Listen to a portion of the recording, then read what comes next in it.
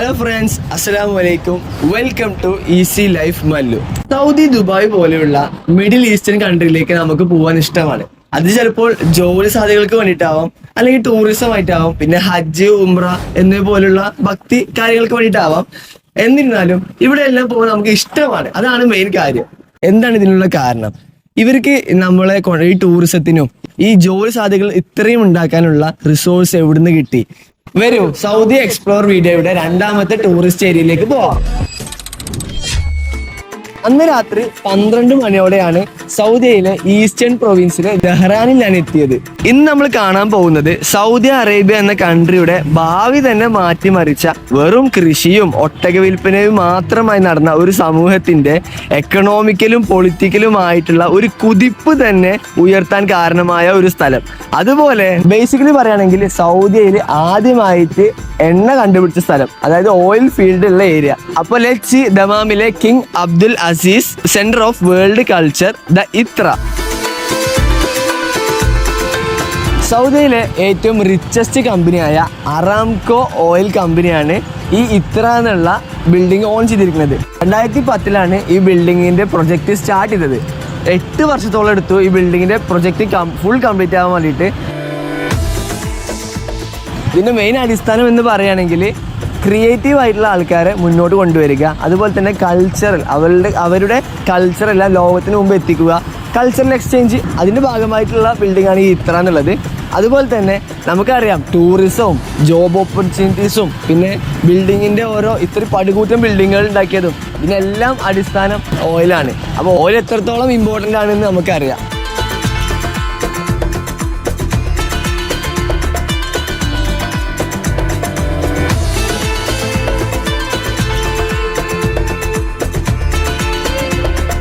ഈ അറാംകോ എന്നുള്ള കമ്പനിനെ പറ്റി പറയുകയാണെങ്കിൽ വേൾഡിലെ തന്നെ 4th റിച്ചസ്റ്റ് കമ്പനിയാണ്.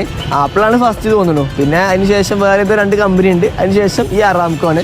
പിന്നെ സൗദിയെ പറ്റി പറയുകയാണെങ്കിൽ സൗദിയിലെ ഏറ്റവും റിച്ചസ്റ്റ് ആയിട്ടുള്ള കമ്പനിയാണ്, ഓയിൽ കമ്പനിയാണ് അറാംകോ.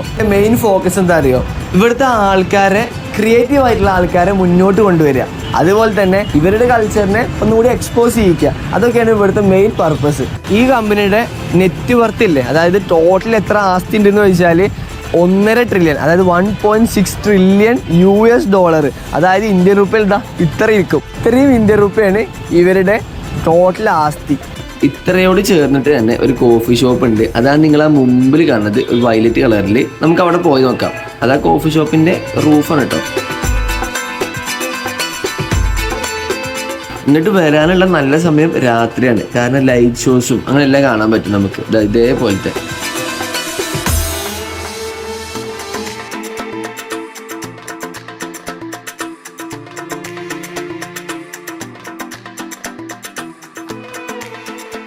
ഈ കാണുന്ന എൻട്രൻസിലൂടെയാണ് നമ്മൾ അകത്തേക്ക് കയറുന്നത്. ഇതിന്റെ ഫുൾ വ്യൂ ഭയങ്കര രസമാണ് കേട്ടോ കാണാൻ.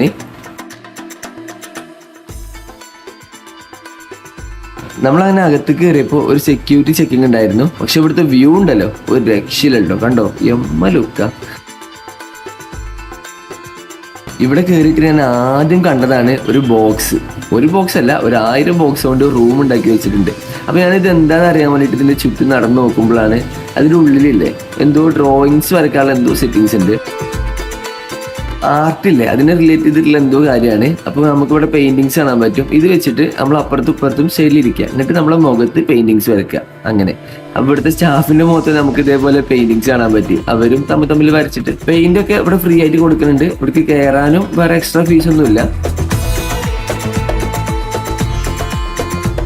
ഞാൻ നോക്കുമ്പോൾ ഇവിടെ വലിയ തിരക്കൊന്നുമില്ല, ആകെ 2 അറബികൾ മാത്രമേ ഉള്ളൂ. ഇവിടെ നമുക്ക് കാണാനുള്ളത് ഇവരുടെ ആർട്ടുകളും ഇവരുടെ കൾച്ചർ, ഇവരുടെ ഹിസ്റ്ററി, പിന്നെ ഇവർ കൊണ്ടുവന്ന പുതിയ ഇന്നോവേഷൻസ്, അതൊക്കെയാണ്. അപ്പോൾ അതിന് വേണ്ടിയിട്ടുള്ള ആർട്ട് ഗാലറികൾ, ലൈബ്രറി, മ്യൂസിയം, എക്സിബിഷൻ ഹാള്, പിന്നെ 900 ആൾക്കാർക്ക് ഇരിക്കാൻ പറ്റുന്ന തിയേറ്റർ. ഞാൻ പറഞ്ഞത് തിയേറ്റർ തന്നെയാണ്, സൗദി തന്നെയാണ് ഇപ്പോൾ ഈ തിയേറ്ററൊക്കെ ഉള്ളത്. ഈ എസ്കലേറ്റർ നമ്മൾ നേരെ ലൈബ്രറിയിലേക്കാണ് എത്തിക്കുക. ഈ ലൈബ്രറിയിൽ 5 ഫ്ലോർ ഉണ്ട്. ഈ 5 ഫ്ലോറിലായിട്ട് 3.5 ലക്ഷം ടെക്സ്റ്റ് ബുക്കുകളും പിന്നെ ഡിജിറ്റൽ പ്രിന്റ്സും ഉണ്ട്. ഈ ലൈറ്റിംഗ് ഇല്ലേ പഠിക്കാൻ മാത്രമല്ല കേട്ടോ, ഉറങ്ങാൻ പറ്റിയ ആംബിയൻസ് ആണ്, പറയാതിരിക്കാൻ വയ്യ. ഇവിടെ കുറേ ഡിജിറ്റൽ സ്ക്രീനുകളുണ്ട്. അതിൽ ഒരു ടൈപ്പാണിത്. ഞാൻ മുകളിലത്തെ ഫ്ലോർ കയറി. അവിടെ നോക്കുമ്പോൾ ഇതാ ഒന്നും കൂടി സൈലന്റ് ആണ് കേട്ടോ. ഭയങ്കര കാമാണ്. നമ്മളിങ്ങോട്ട് ഒരുപാട് ലേറ്റ് ആയി വന്നോണ്ട് തന്നെ ഇവിടെ തിരക്ക് ഭയങ്കര കുറവാണ്.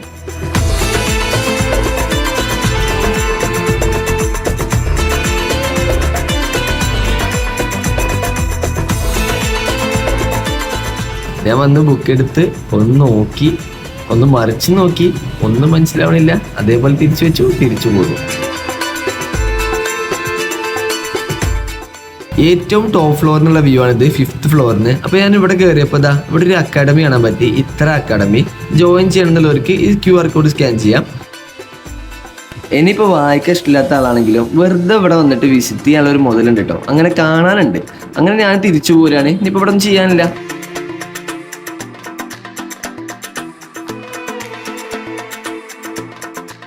ഇന്ന് തീരെ ആൾക്കാരില്ല. ചിലപ്പോൾ രാത്രി ആയതുകൊണ്ടാവണം.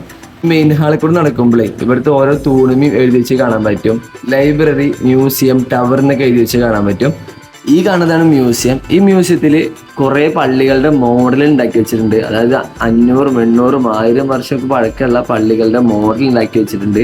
അതിന് കൂടെ തന്നെ ഇവിടുത്തെ ഓരോ സ്പീഷീസ് എല്ലാം സ്റ്റഫ് ചെയ്ത് വെച്ചിട്ടുണ്ട്. അങ്ങനെ കുറേ ഉണ്ട്. എനിക്ക് അങ്ങനെ മ്യൂസിയം കാണാൻ ഇൻട്രസ്റ്റ് ഇല്ലാത്തതുകൊണ്ട് ഞാൻ കയറിയില്ല. ഹിസ്റ്ററി, ആർട്ട്, കൾച്ചർ അതിനോടൊക്കെ കൂടുതൽ നമുക്കൊരു ഇഷ്ടമുണ്ടെങ്കിൽ ഈ സ്ഥലം നമുക്ക് ഭയങ്കര ഇൻട്രസ്റ്റിംഗ് ആയി തോന്നും. പിന്നെ ഞാൻ തൊട്ടപ്പുറത്തെ റൂമിൽ പോയപ്പോൾ ഒരു അറബി നിന്നിട്ട് ഫോറിനേഴ്സിനെ എക്സ്പ്ലെയിൻ ചെയ്തുകൊണ്ടിരിക്കുകയാണ്. ഇതിങ്ങനെയാണ് പ്രവർത്തിക്കുക, ഇത് അങ്ങനെയെന്നൊക്കെ പറഞ്ഞിട്ട് ഒരു മെഷീൻ ചൂണ്ടിക്കാണിച്ചിട്ട്. പിന്നെ ഞാൻ കുറച്ച് അപ്പുറത്ത് നോക്കുമ്പോഴാണ് പ്ലാസ്റ്റിക്കിനെ കുറിച്ച് കാണാൻ പറ്റിയത്. എനിക്ക് തോന്നുന്നത് ഈ പ്ലാസ്റ്റിക് ഇല്ലേ, ഈ വേസ്റ്റ് ആയിട്ട് വരുന്ന മെറ്റീരിയൽസ് അതിനൊക്കെ എടുത്തിട്ട് റീയൂസ് ആക്കാൻ വേണ്ടിയിട്ട് പുതിയതായിട്ട് ഇന്നോവേറ്റ് ചെയ്ത എന്തൊരു ടെക്നോളജി ആണെന്നാണ് എനിക്ക് തോന്നുന്നത്. Because there are 3 heaters in the back, each heater is reached to 300 degrees Celsius. ഞാൻ പറഞ്ഞില്ലേ പ്ലാസ്റ്റിക്കുമായിട്ട് റിലേറ്റ് ചെയ്ത കുറേ സംഭവങ്ങൾ ഇവിടെ ഇങ്ങനെ കാണാൻ പറ്റും. പിന്നെ ഞാൻ വിചാരിച്ചു തിരിച്ചു പോവാന്ന്. അങ്ങനെ തിരിച്ചു പോണ സമയത്താണ് സൗദിയിലെ ആദ്യത്തെ തിയേറ്റർ ഞാൻ കാണാൻ ഇടയായത്. എങ്ങനെയാണ് സൗദിയിലൊക്കെ പെർമിഷൻ ഇല്ലാതെ ഒരു തിയേറ്റർ ഉണ്ടാക്കി? അതാണ് എനിക്ക് മനസ്സിലാവാത്തത്. ഞാൻ പറയാൻ കാരണം എന്താ വെച്ചാല് 2010 അവിടെ ഭയങ്കര സ്ട്രിക്റ്റ് നിയമമായിരുന്നു. എന്നിട്ടും ഒരു ഭാവി മുൻകണ്ടിട്ട് ഈ തിയേറ്റർ ഉണ്ടാക്കിയല്ലോ. ചിലപ്പോൾ വേറെ ചാൻസ് ഉണ്ട്. സൗദിയിലെ ഏറ്റവും റിച്ചസ്റ്റ് ആയിട്ടുള്ള കമ്പനിയായ അറാംകോ ആണ് ഇത് ഓൺ ചെയ്യുന്നത്, ഈ ബിൽഡിങ്. അപ്പോൾ അവരുടെ ഹോൾഡ് വെച്ചിട്ടാവും ചിലപ്പോൾ ഉണ്ടാക്കിയത്.